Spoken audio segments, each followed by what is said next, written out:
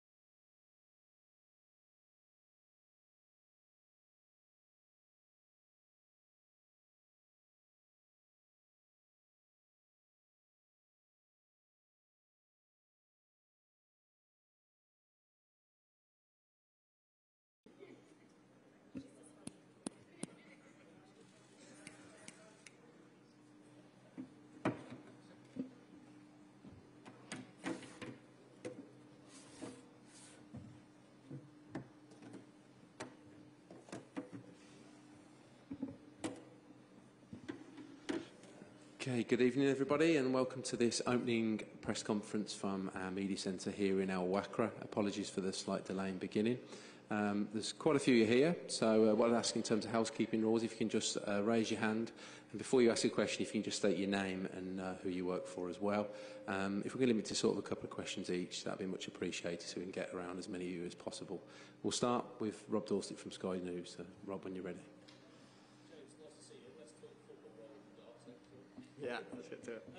Listen, you've given us a brief idea now of just how special it feels to be part of this, but can you give us an idea of how the call went? Brendan Rodgers told us that you had a missed call from Gareth Southgate, and he said, go and take it and run it back in my office. Can you talk us through it? Well, I was actually in Brendan's office having a chat with him about stuff and about the day, and he asked me if I'd heard anything, and I hadn't at that point, and we were talking through. He was just being a good man manager and putting his arm around me if I didn't get the call, and how it would look and how to try and stay motivated for Saturday's game and then enjoy the break kind of thing. And went back down to the changing room after and had a missed call off Gareth Southgate, so the heart starts beating. I had his number saved still, and went up and called him back, and he gave me the good news. And like I just said to you in there, it was all a little bit of a blur, but after the call finished and he had told me that I was in, it was a head on the wall moment, big deep breath, and then called my parents. So. You gave an awful lot of England fans and probably Gareth a bit of a heart attack when you went down in the centre circle for the weekend with a bit of a knee problem. Your manager said, you've had that for a while, you're managing it, you should be fine. Talk to us about it. How is it? It's okay, yeah. We had a scan the day before we met up, which was a positive scan. Had a little problem in the week building up to the West Ham game and post Everton game, which was the week before for us. And I wanted to play. I didn't want to not give it a go because of the World Cup, and that's not the type of person I am. I didn't want to have that attitude. I wanted to help Leicester because the focus was still there, and managed to obviously score early and carry on for a little bit after that. But it was a bit of soreness, and it was getting a little bit worse as the game went on. So thought it was probably the best for me to come off and get someone else on who wouldn't have a little problem in that full sprint and that full extent. But like I said, we've had the scan since, and it was a good scan. It wasn't any major problems. Have to do a little bit of work to get up to speed with the physios here and stuff, but should be no concern. Is it going to have any impact on your involvement in this tournament, your involvement in the first game? Well, I hope not, no. Obviously, we've got to tick a few boxes. We only got here yesterday, so we've got to tick a few boxes with the physio team. There might be a little bit of separate work, extra work to make sure that's right, and it's not a problem because I want to be fully 100% if called upon. So, but yeah, I'm hopeful that I'll be fine for you. Thank you.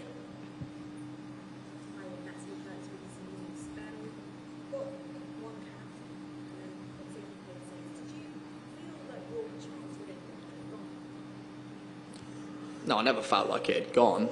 There's obviously times where you might feel like you're playing well and wasn't selected, which was the case for a couple of times. But it's about having the right mindset, I think, and staying hungry to achieve and not kind of thinking that it's a closed door, because we've seen with Gareth, especially in the past, that he's brought players back in if they're in good form and stuff. And thankfully that was me for this tournament. I managed to squeeze my way into the squad, which I was very, very happy about. But I don't think at any point I thought it was a closed door and the opportunity had gone. It was just about staying hungry and almost using the rejection of not being called up in previous camps as motivation to try and get back in and force my way back in, yeah. No bitterness. I know Gareth's the England manager and he's got a lot of talent at his disposal. But just keeping that mindset of staying hungry, scoring, assisting, affecting games, and showing that I can be an asset for him at this level, yeah.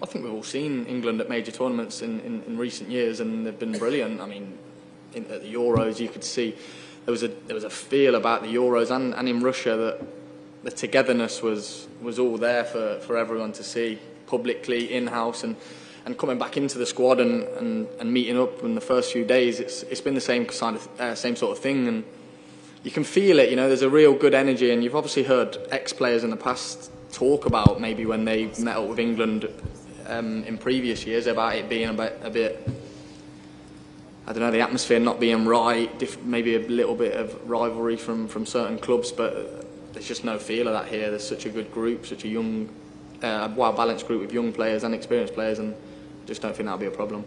Just finally from me, we obviously live in a country where being LGBTQ is, you know, widely accepted and hopefully embraced. What are your feelings about coming somewhere where being a member of that community is not only immoral but also illegal? Well, I think firstly, obviously, as England players and the FA put a statement out, and I think I'm aware of the problems and the issues here. But we're people who stand for diversity and inclusivity, and I think that's what it said in the statement, and that's all I'm going to say on that, because I think probably not educated enough and on the whole thing to make a comment, and don't want to say something wrong, you know. So that's what I will say on that. Hi James, Faker Others, Hello. Talk Sport. Nice to see you. I don't know whether you listen to our station and have heard the clamouring by every pundit, every fan who rings in that you had to be in this England squad. Was there a part of you that felt you absolutely, with your form in the Premier League this season, had to be part of this squad? No, I don't think I'd put it like that, but I was hopeful, you know.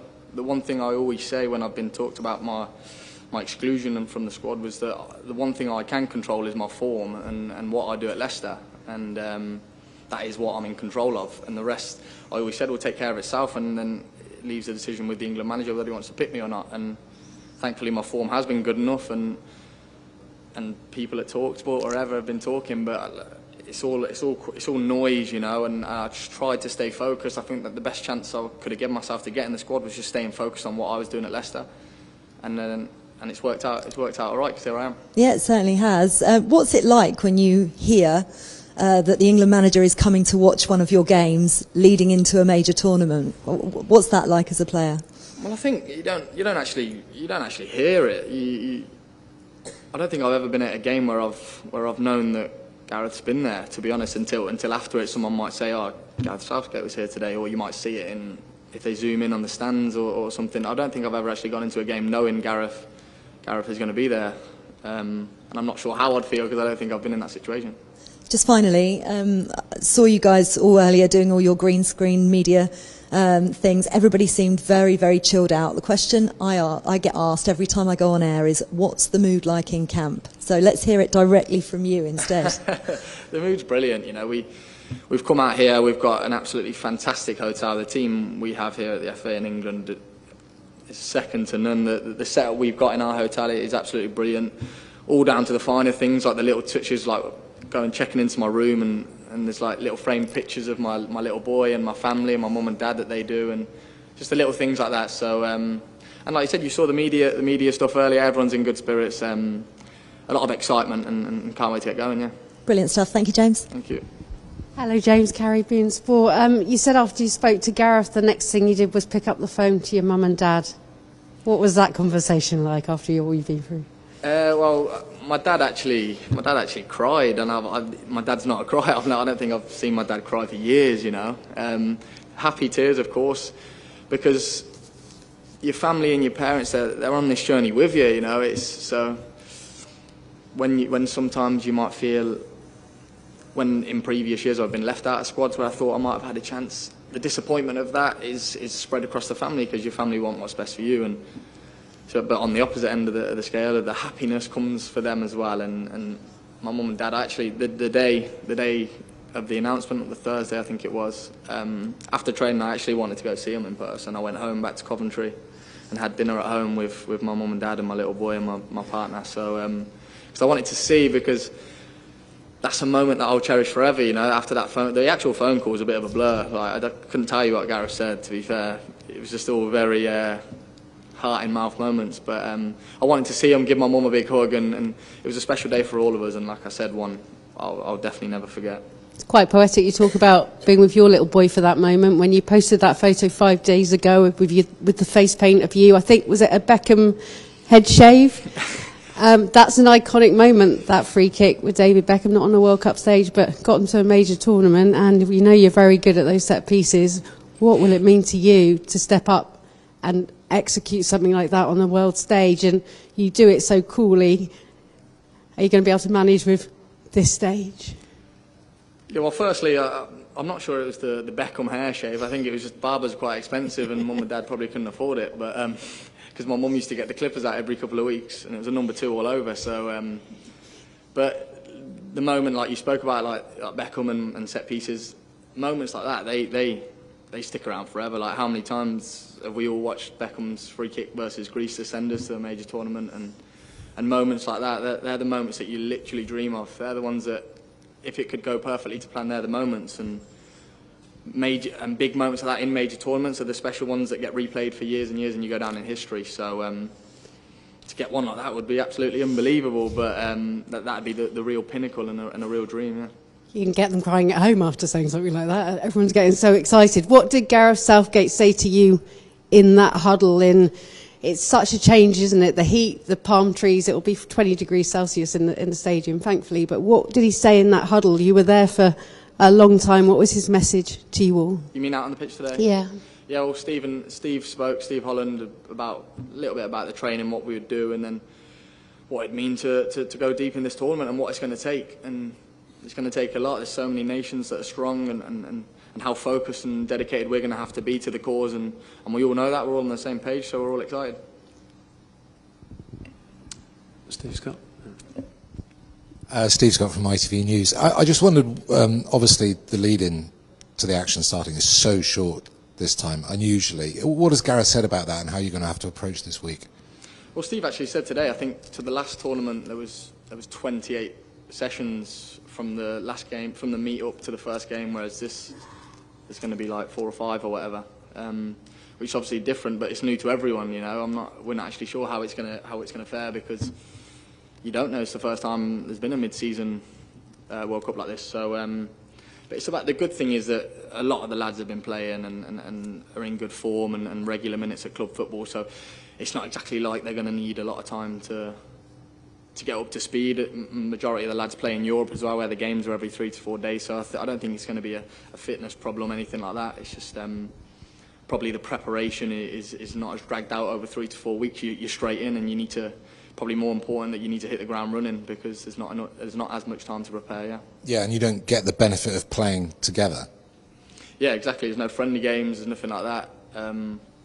Especially for myself, in an ideal world, you'd want the long build up, but it's the same for everyone, and it's almost that you don't have that anticipation of many weeks of building up to that first game, because you're straight in, and probably takes a little bit. It probably helps on the mental side of things that we're straight in, and there's no overthinking to do. So trying to look at the positives of the quick start. Yeah. And just one on a personal level, when you finally got settled in last night and went to bed, did you lie there thinking, "Wow, I'm here. This is it"? Well, when I was lying there, I was thinking, I hope the aircon goes a little bit colder than this, to be honest. But yeah, every moment at the minute is almost like a pinch me moment, and it sounds a bit cliche, but just getting on the plane and then getting off the plane, seeing the reception we got from locals, and just every moment turning up to the training complex today, the media stuff, it's all a bit surreal, and obviously my first major tournament, so just trying to take it all in. Hi James, Simon Peach from PA. It's just a quick one. You said that Brendan was being a good manager and stuff. Were you expecting bad news that day? I think I was kind of braced for both a little bit. I think the saying of almost like hoping for the best but preparing for the worst. I haven't been in the squad for 3 years, and I'm not naive. I understand how it works and stuff, but I also had that hope, that I was playing well. I was in good form. I was in goal scoring form. I've been a threat for a little while now on the pitch, and was hoping for the good call instead of the bad call. And there is obviously some players that miss out and stuff, but thankfully I was on the receiving end of a good phone call from Gareth, and like I said, one I'll never forget. You strike us as a confident player, a confident individual, but when you were being overlooked in the past, did that ever dent that confidence? Did it make you question yourself? There was definitely times where you question certain things, and what am I doing that's not getting me in the England squad? I think you have to, because otherwise you have a little bit it's almost might be a little bit arrogant of not improving, because I'm obviously the pinnacle is playing for England, right? And when you feel like you're playing well and you might be deserved of a call up and you don't get it, you kind of got to tell yourself how can I do better to get in, instead of having the arrogance of I should be in, you know. And I think I did that, and I worked very hard behind the scenes at Leicester and on how I can score more, how can I assist more, to almost try and force the manager's hand to not, so he can't leave me out, you know. And but then on the balance of that, you kind of always got to have that self-belief and remind yourself of why you are where you are and why you're even in the picture and stuff. So it's about getting that balance, I'd say. Hi, Rob Harris from Sky News. Good luck with the tournament. So often around a tournament there's a clamour around one particular player. Probably had it with Jack Grealish around the Euros, the fans hoping there's a player who can add that little bit of extra difference and creativity and spark. Do you think you can be that player that helps England finally win a major men's trophy again? Well, I hope so, yeah. I mean, the way I've got to look at it, I've got to be ready when called upon, you know. Like I've just said, I feel like I'm in good form. I've been in good goal-scoring form, and we've got such a brilliant squad that you might only get that one moment, that one chance to go and show everyone what you can do and be the man to help the team. And I'll be ready when that opportunity comes, yeah. Hi, John Weaver from AFP. Do you think the England's dip in results over the past year might have lessened the pressure a little bit in terms of expectations from fans? I think fans always have the highest expectations. I think there's probably 8 or 9 nations where the group of fans will be expecting their team to win, and that's just how football works. You know, it's the same at club football.